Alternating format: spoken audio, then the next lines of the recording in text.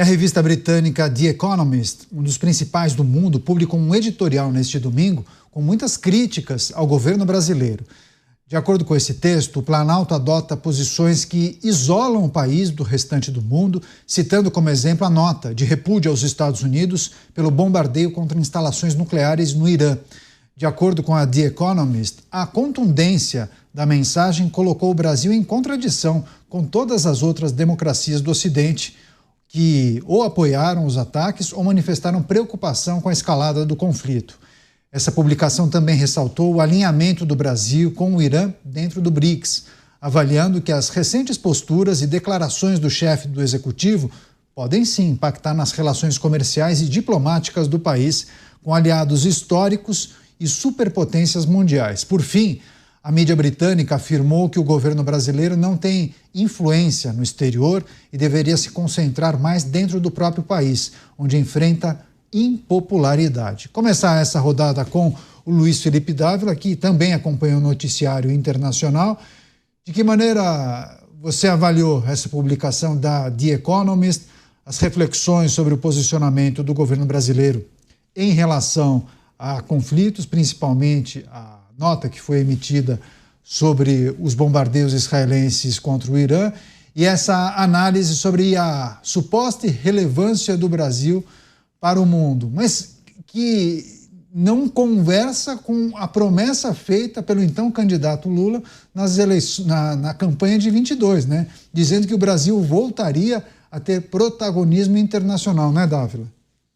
Mas teve protagonismo, cara, só que do lado errado, na irrelevância. É o protagonismo da irrelevância. É isso que Lula fez com sua política externa militante. Não é uma política que defende os interesses nacionais, mas que defende uma postura ideológica do presidente da República e do seu partido perante o mundo. Isso vem desgastando enormemente a imagem do Brasil. O que o Economist fez foi mostrar, aliás, com certo atraso, a realidade. É um Brasil que transformou o país num lugar irrelevante e que seu governo vem mergulhando cada vez mais na impopularidade. Só que demorou para cair a ficha do Economist, né? Isso já vem acontecendo há muito tempo, não?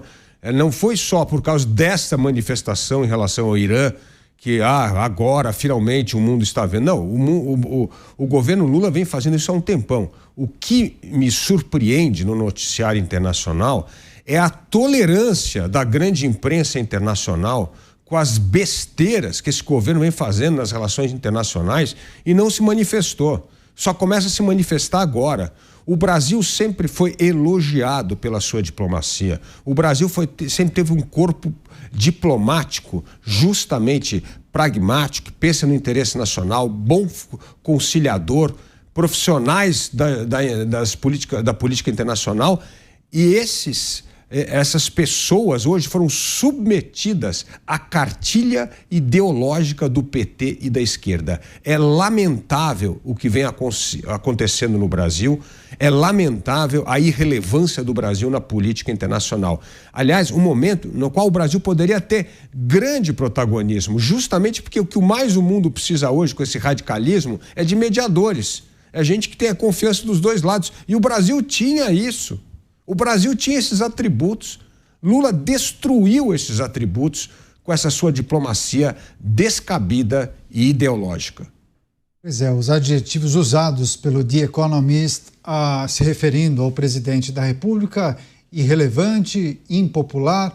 Você, Mota, acompanhou também a matéria que foi publicada, o artigo que foi publicado pela The Economist, a postura recente em relação à guerra no Oriente Médio parece que detonou a necessidade da redação britânica em redigir um texto sobre o presidente brasileiro.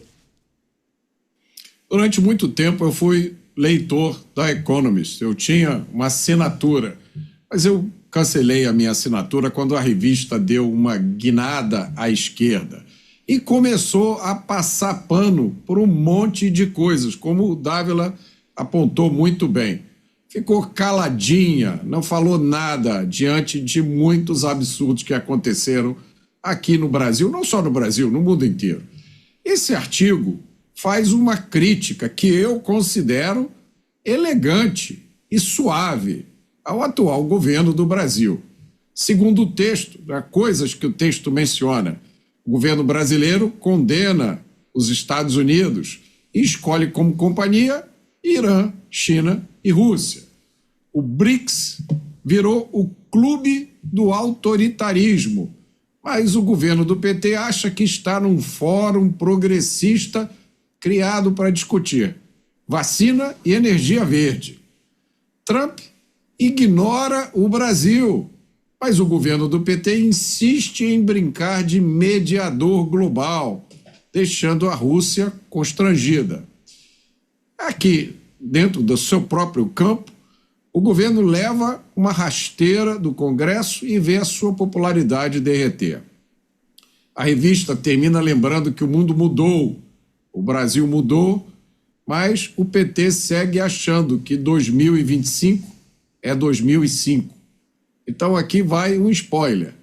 2025 é muito diferente de 2005 e ninguém está interessado na opinião do governo brasileiro sobre a Ucrânia. As análises dos nossos comentaristas a respeito da publicação da revista britânica The Economist neste fim de semana, classificando o presidente brasileiro como incoerente no exterior e impopular em casa. Você, Renato, suas análises e reflexões a respeito desse texto publicado pela revista britânica.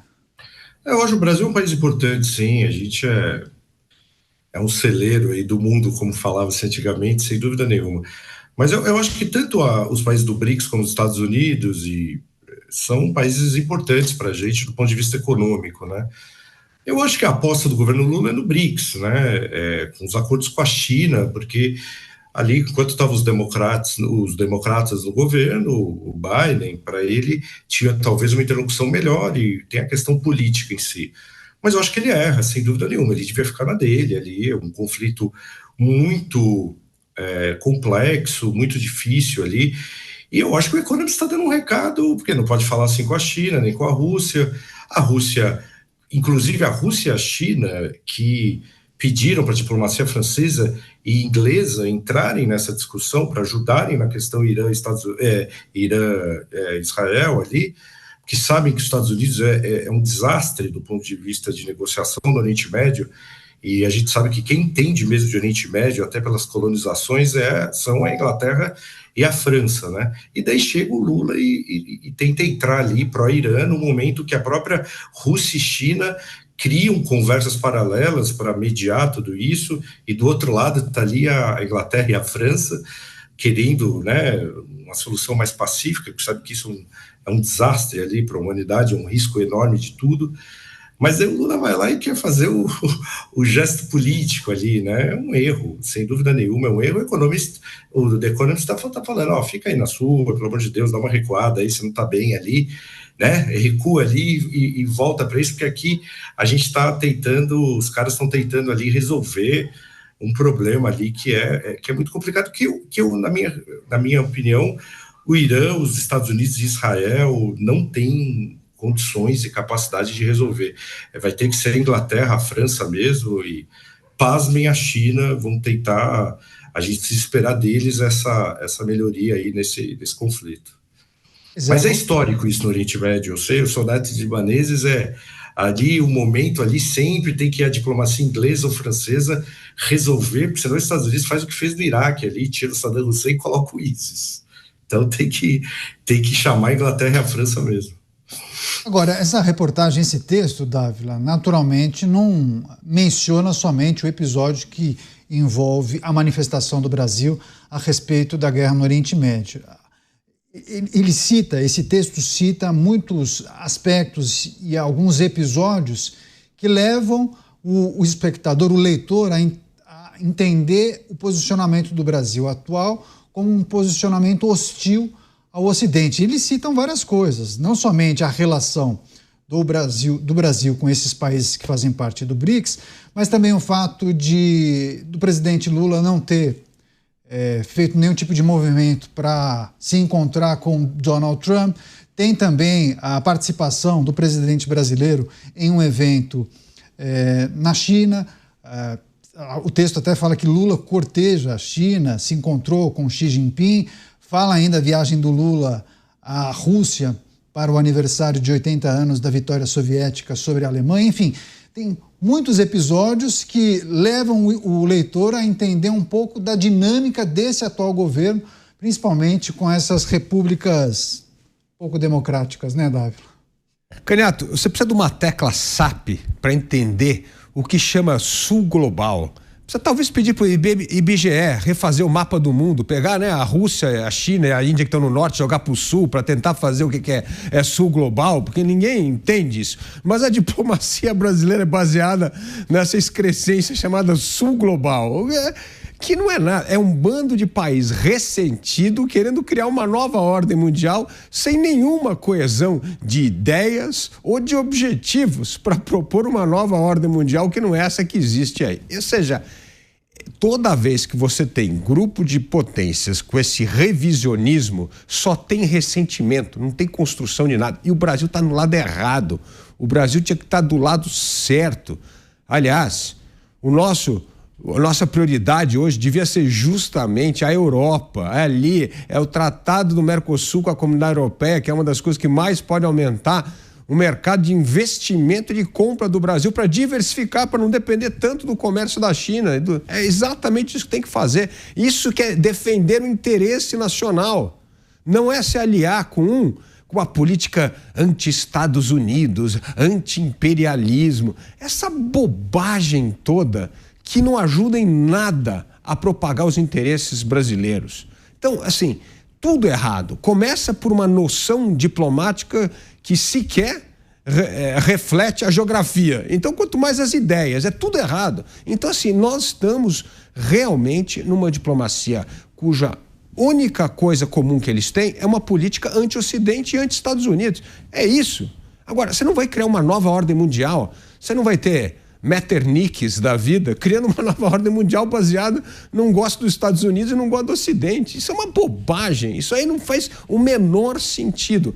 Por isso que nós precisamos rapidamente eleger um presidente bom e colocar uma pessoa séria para resgatar o poder, a credibilidade e as tradições do Itamaraty. Pois é, nesse pacote do que a The Economist aponta como incoerências do governo brasileiro, eles ainda tratam do afastamento do Brasil da Argentina, desde a eleição de Javier Milei, mas também as muitas manifestações de apoio à Venezuela, desde o início da atual administração, viu, Mota?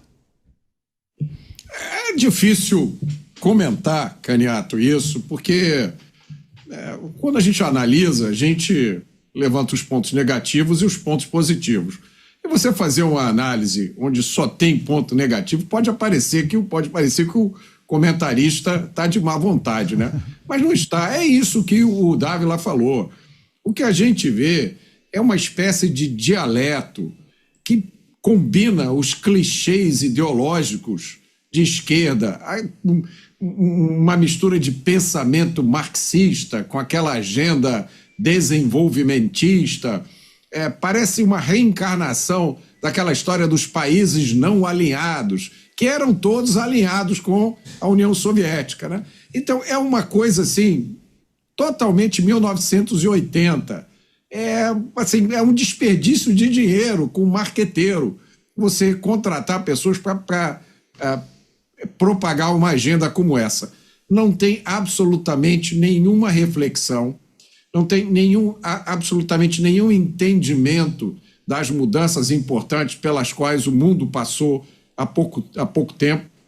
Não é à toa que um dos principais itens dessa agenda é censura, é coibir o desenvolvimento tecnológico, é amordaçar as redes sociais, porque são pessoas que vivem na década de 1980.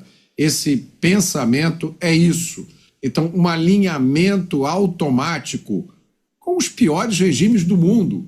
Eu fico pensando, né? E muita gente me pergunta isso, Mota, como é que pode pessoas que ganharam a vida inteira, passaram a vida inteira, ganharam a vida, a história delas é essa, levantar bandeiras das minorias, das mulheres, da liberdade sexual, do direito ao aborto, vai lá no Irã defender isso. Como é que pode essas pessoas se juntarem ao que existe de mais obscuro em termos de fundamentalismo religioso no mundo. São pessoas que falam mal dos evangélicos, que reclamam que os evangélicos são radicais, são muito conservadores e vão dar de braços com os ayatolás do Irã.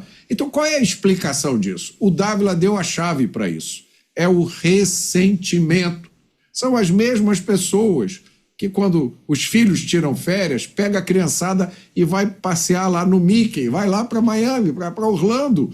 Essas mesmas pessoas têm essa ojeriza aos Estados Unidos, esse slogan do anticapitalismo que casa muito bem com o slogan iraniano, né, do grande Satã. Então, é uma incoerência total e absoluta. É um projeto de política externa que não tem futuro nenhum. Porque a última coisa que você pode imaginar é que um dos maiores países da América Latina, onde está os Estados Unidos, a república mais antiga do mundo, a democracia mais antiga do mundo, que tem a mesma Constituição até hoje. Então, o Brasil abandona isso, abandona as oportunidades políticas e econômicas e vai dar os braços à Venezuela, ao Irã, à China e à Rússia. Qual é o futuro disso? Nenhum para o país. Pode ser que para as pessoas, para os indivíduos, existam aí oportunidades, né?